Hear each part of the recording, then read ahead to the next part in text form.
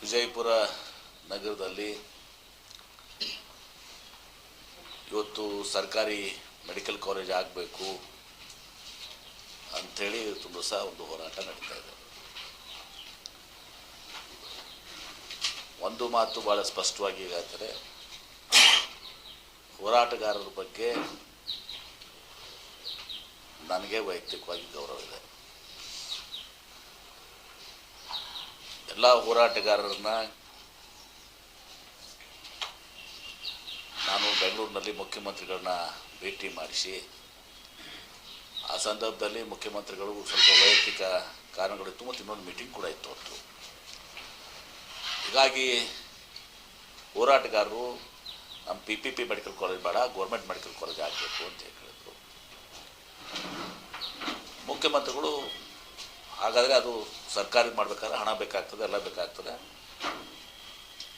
ಸಮಯ ತಗೋತದೆ. ಹೋರಾಟಗಾರರು ಕೂಡ ಅದಕ್ಕೆ 2 ವರ್ಷ ಹೋಗಲಿ ಅಥವಾ 10 ವರ್ಷ ಹೋಗಲಿ, ನಮ್ಮ ಸರ್ಕಾರಿ ಮೆಡಿಕಲ್ ಕಾಲೇಜ್ ಬೇಕು ಅಂತ. ಅಲ್ಲಿಗೆ PPPದು ಬಹುಶಃ ಮುಕ್ತಾಯ ಆದ ಹಾಗೆ ಮುಖ್ಯಮಂತ್ರಿಗಳು ಆಯಿತು ಮುಂದೆ ಕನ್ಸಿಡರ್ ಮಾಡ್ತೀವಿ ಅಂತೇಳಿ. ಈಗ ಇಮಿಡಿಯೇಟ್ಲಿ ಈಗ PPP ಇತ್ತು, ಬೇಡ ಅಂದರೆ ಆಯಿತು ಗೌರ್ಮೆಂಟದ್ದು ಮಾಡೋದು ಅಂಥೇಳಿ ಸಿಗುತ್ತೆ.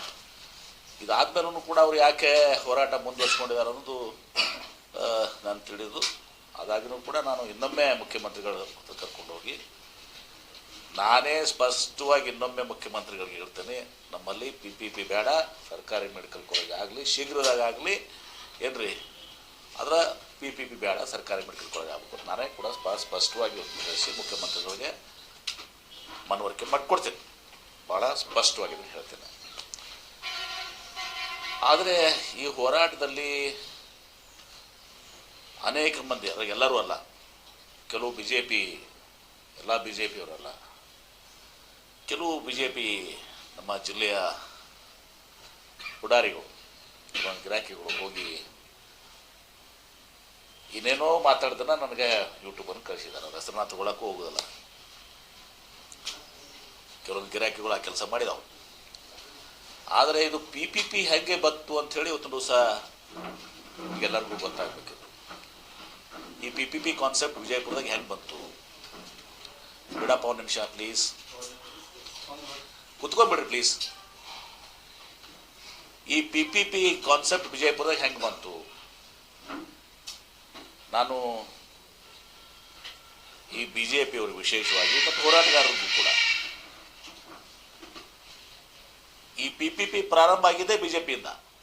ನಮ್ಮ ವಿಜಯಪುರಕ್ಕೆ PPP ಆಗಬೇಕು ಅಂಥೇಳಿ ಒಂದು ಕಾಪಿನೂ ಕೊಡ್ತೇನೆ.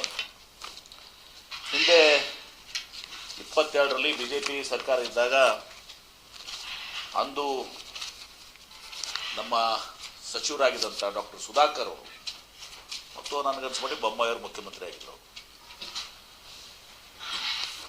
ಅವರು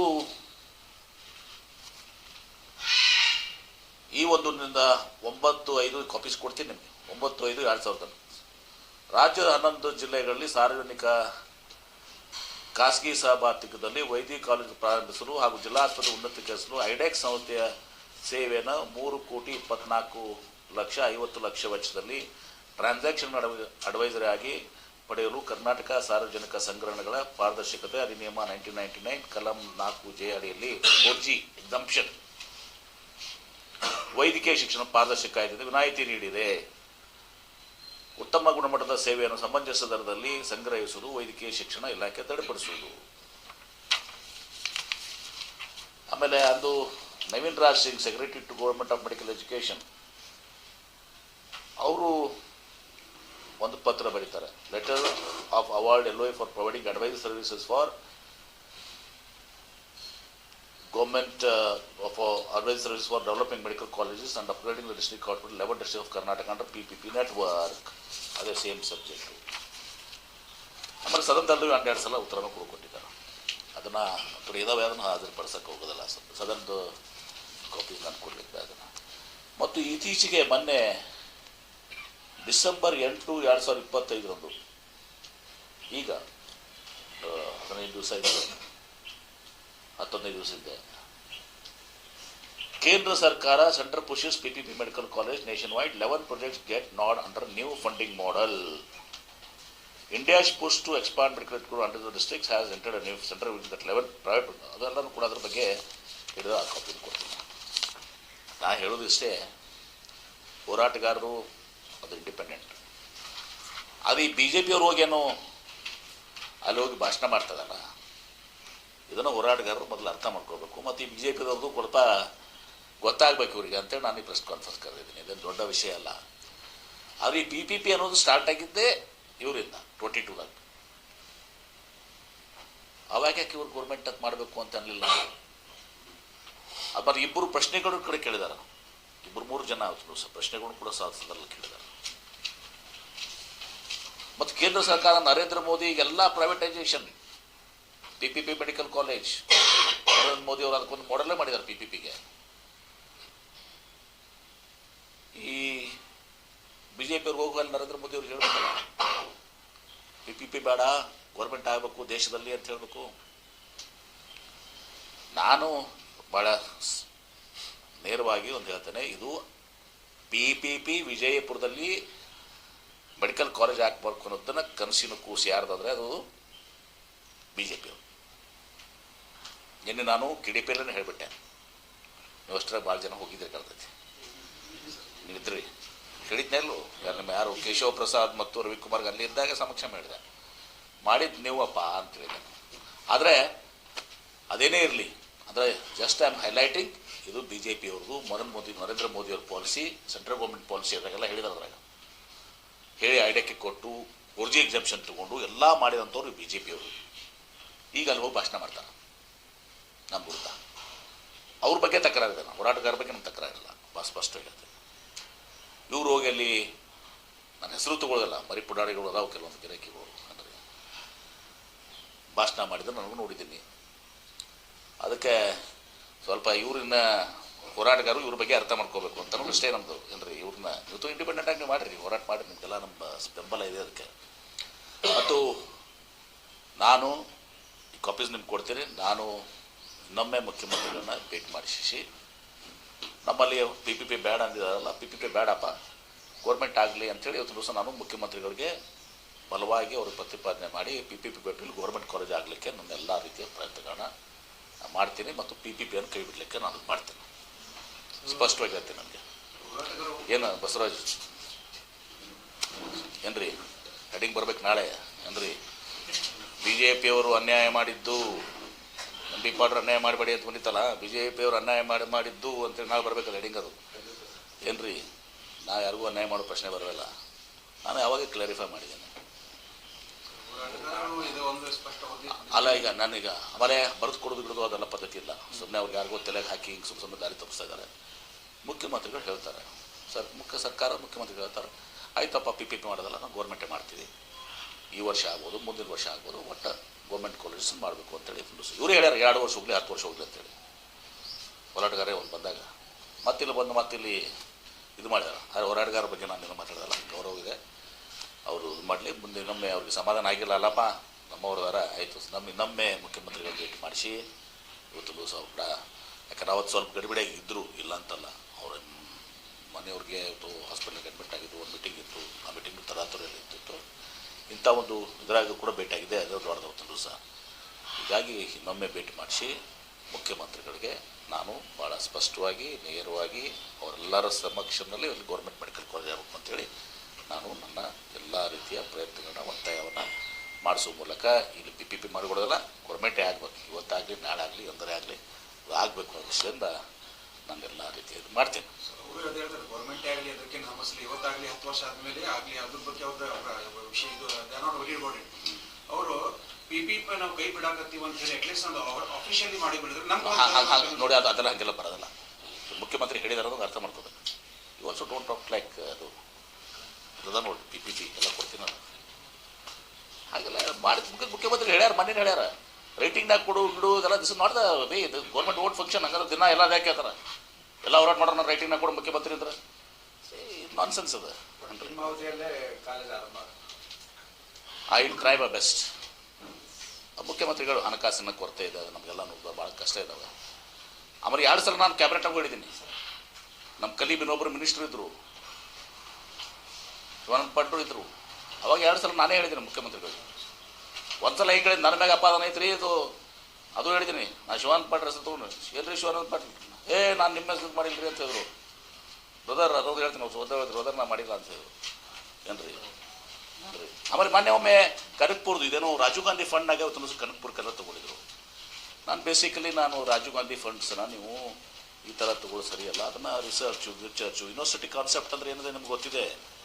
ಬರೀ ಅಫಿಲೇಟಿಂಗ್ ಕಾಲೇಜಸ್ ಅಲ್ಲ, ಆ ದುಡ್ಡು ತೊಗೊಂಡು ಹೋಗಿ ಇನ್ನೊಂದು ಬಿಲ್ಡಿಂಗ್ಗೆ ದುಡ್ಡು ಕೊಡೋದಲ್ಲ. ರಿಸರ್ಚ್ ಆ್ಯಕ್ಟಿವಿಟೀಸು ವರ್ಲ್ಡ್ ವೈಡ್ ಇವತ್ತಿನ ದಿವಸ ಹೆಂಗೆ ನಾವು ಯಾಕೆ ಟಾಪ್ 100 ಯೂನಿವರ್ಸಿಟೀಸ್ನಾಗ 200 ಯೂನಿವರ್ಸಿಟಿನಲ್ಲಿ ಇವತ್ತು ನಾವು ನಮ್ಮ ಮೆಡಿಕಲ್ ಕಾಲೇಜ್ ಓದು ಬರೋದಲ್ಲ? ಬಿಕಾಸ್ ಆಫ್ ನಮ್ಮಲ್ಲಿ ರಿಸರ್ಚ್ ಇಲ್ಲ, ಇನೋವೇಷನ್ ಇಲ್ಲ. ಮತ್ತು ಈಗ ಭಾಳಷ್ಟು ಬದಲಾವಣೆ ಆಗಿದೆ. ಈಗ ಮೆಡಿಕಲ್ ಕಾಲೇಜಸ್ಸು, ಇಂಜಿನಿಯರಿಂಗ್ ಕಾಲೇಜ್ ಮೊದಲ ಸ್ಟ್ಯಾಂಡರ್ಡ್ ನೋಡ್ತಿತ್ತು. ನಾನು ಮೊನ್ನೆ ಒಂದು ಯೂನಿವರ್ಸಿಟಿಗೆ ಹೋಗಿದ್ದೆ, ಅವರು ದೂರದೃಷ್ಟಿ ನೋಡ್ರಿ. ಈಗಲ್ಲ, ಅವ್ರದ್ದು ಮೆಡಿಕಲ್ ಕಾಲೇಜ್ ಒಂದು ಬೇರೆ ಇತ್ತು, ಇಂಜಿನಿಯರಿಂಗ್ ಕಾಲೇಜ್ ಒಂದು ಬೇರೆ ಇತ್ತು. ಈಗ ಅದು AI ಬಂತು. ಈಗ ನಾಳೆ ಆರ್ಟಿಫಿಷಿಯಲ್ ಇಂಟೆಲಿಜೆನ್ಸು ಮತ್ತು ರೋಬೋಟಿಕ್ಸು. ಸೊ ಇಂಜಿನಿಯರಿಂಗ್ ಡಿಸಿಪ್ಲಿನು ಮತ್ತು ಇದು ಎರಡೂ ಕೂಡ ಬ್ಲೆಂಡ್ ಆಗಬೇಕಾಗ್ತದೆ. ಈಗ ಏನ್ರಿ ಬ್ಲೆಂಡ್ ಆಗಬೇಕಾಗ್ತದೆ. ಹೀಗಾಗಿ ಭಾಳಷ್ಟು ಅದನ್ನು ನಾವು ಹೇಳಿದೆ. ನಾನು ರಾಜೀವ್ ಗಾಂಧಿ ಮಾಡಿದೆ, ಅದನ್ನು ತೊಗೊಂಡು ಕೆಲವೊಂದು ಕಾಲೇಜ್ಗೆ ಬಿಲ್ಡಿಂಗಿಗೆ ಫಂಡ್ ಮಾಡಿದ್ರು. ನಾನು ಎಷ್ಟು ಅಭ್ಯಾಸ ಮಾಡೋದ್ರೆ ಮತ್ತು ನಮ್ಮದು ಮಾಡಿದ್ರಾಗ ಅಂತ ಇದ್ದಾನೆ, ನಮ್ಮದು ಅದ್ರಾಗ ಹಾಕಿಬಿಟ್ರೆ ಅಂತ ಇದ್ದಾನೆ. नहीं ना वैसा नहीं, छोड़ा वो रहता है उसमें, सब सरकार में रहता है. ಮುಖ್ಯಮಂತ್ರಿ ಬೋರೆ ಬಾಯಿ ತಪ್ಪ ಮಾಡೋದು ಮುಂದೆ ಮಾಡೋಣ ಅಂತ ಹೇಳ್ತಿದ್ದಾರೆ. ಈ ವರ್ಷ ಅದಕ್ಕೆ ನೆಕ್ಸ್ಟ್ ಇಯರ್ ಆಗ್ಬೋದು, ಅದೊಂಥರ ನೆಕ್ಸ್ಟ್ ಇಯರ್ ಆಗ್ಬೋದು, ಆಗ್ತದೆ. ಒಟ್ಟು ನಿಮ್ಮ PPP ಬೇಡಲ್ಲಪ್ಪ, ಅದ್ರ ಬಗ್ಗೆ ಎರಡು ಮಾತಿಲ್ಲ. PPP ಬೇಡ, ಆಯ್ತಾ? ಫಸ್ಟ್ ಹೋಗಿ ಹೇಳ್ತೀನಿ, ಡೋಂಟ್ ವರಿ.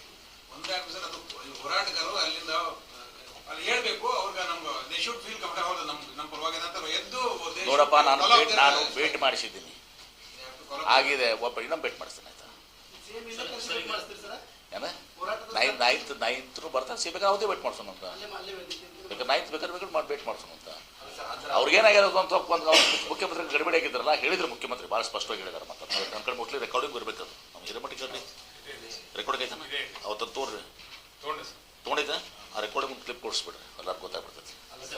ಅದ ಅವ್ರ ಬಗ್ಗೆ ನಮ್ದೇನು ಅಪಾದನೆ ಇಲ್ಲ, ಸಿಬಿಡಿ ಅದು ನಮ್ಮವ್ರದಾರ ಪಾಪ ಕೇಳಿದಾರೆ. ಮತ್ತು ಜಿನ ಏನದು ಪಾಪ ಅವ್ರು ಗೌರ್ಮೆಂಟ್ ಆಗಬೇಕು ಅಂತಿದ್ರೆ ಆಯ್ತು, ನಮ್ದೇನದ್ರಾಗ ಇಂಟ್ರೆಸ್ಟ್ ಅದ. ಅದೆಲ್ಲ ಆಗೋದಿಲ್ಲ ಬಿಡ್ರಿ. ಸುಮ್ಮನೆ ಮುಖ್ಯಮಂತ್ರಿಗಳು ಹಂಗೆಲ್ಲರೂ ಬಂದು ಸ್ಥಳಕ್ಕೆ ಹೋಗೋದು ದಿಸ್ ಇಸ್ ನಾಟ್. ಆಯ್ತು ಭೇಟಿ ಒಂದು ಸಲ ಭೇಟಿ ಮಾಡ್ಯಾರ, ಈಗ 2ನೇ ಸಲ ಭೇಟಿ ಮಾಡೋದು. ಮತ್ತೆ ಸ್ಥಳಕ್ಕೆ ಬಾ ಅಂದ್ರೆ ರೈಟಿನಾಗ ಕೊಡೋದ್ರೆ ಮಾಡಿ ಭೇಟಿ ಮಾಡ್ಸೋಣಂತ. ಕುಂಡ್ರಿಸಿ ಒಂದು ಕಪ್ ಚಾ ಕುಡಿಸಿ ಅವ್ರ ಮುಖ್ಯಮಂತ್ರಿ ಹೇಳ್ಬಿಡಿಸ್ತಾನೆ, ಆಯ್ತಾ? ಓಕೆ. 2022 ಬೊಮ್ಮಾಯಿಯವರು ಇಲ್ಲಿ ವಿಜಯಪುರಕ್ಕೆ ಬಂದಿದ್ರು. ಆಗ ಯತ್ನಾಳರು ನಮ್ಮ ಬಿಜಾಪುರಕ್ಕೆ PPP ಕೊಡ್ರಿ, ಜೊತೆಗೆ ಬಾಗಲಕೋಟೆಗೆ ಇವರನ್ನ ರಲ್ಲಿ PPP ಕೊಡ್ರಿ ಅಂತ ಓಪನ್ ಸ್ಟೇಟ್ಮೆಂಟ್ ಹೇಳಿದ್ರು. ಆಗ ಯಾವುದೇ ವಿರೋಧವನ್ನ ಮಾಡಿರಲಿಲ್ಲ ಯಾರು. ಬಟ್ ಈಗ ಯಾಕೆ ವಿರೋಧ ಮಾಡ್ತಾರೆ? ಅದೇ ಹೇಳ್ತಾನೆ. ಅದಕ್ಕೆ ಕರೆಸಿ ನಾನು ಈ ಹೋರಾಟಗಾರ ಈ ಪ್ರೆಸ್ ಕಾನ್ಫರೆನ್ಸ್ ಕರೆದಿದ್ದು ನಾಟ್ ಒನ್ ಹೋರಾಟಗಾರ ಪಾಪ ಅವ್ರ ಬಗ್ಗೆ ಗೌರವದ. ಅವ್ರನ್ನ ನಾನು ಇನ್ನೊಮ್ಮೆ ಸ್ಪಂದನೆ, ಅವ್ರು ಸಮಾಧಾನ ಆಗಿಲ್ಲ, ಸಮಾಧಾನ ಮಾಡ್ತೀವಿ ಕರೆಕ್ಟಾಗಿ.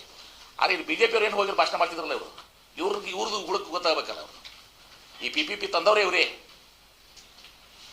ಸದನದಾಗ 3 ಉತ್ತರ ಅದಾವ, ನನ್ನ ಕಡೆ ಕಾಪೀಸ್ ಅದಾವು. ರಘುಪತಿ ಭಟ್ಟು, ರಘುಮೂರ್ತಿ, ಇನ್ನೊಬ್ರು 3 ಮಂದಿ ಇವನು ಕೇಳ್ಯಾರ. ನಿಮ್ಮ ದೇವರ ಚವಣ ಕೇಳಿದ್ದು ಒಂದು ಐತಿ, ಎಲ್ಲ ಒಂದು ಕೇಳಿ ಮಾಡಿದ್ದು PPP ಇವರು. ಈಗ ಹೋಗಿ ನಮ್ಮದು ಭಾಷಣ ಮಾಡೋರು ಇವರು.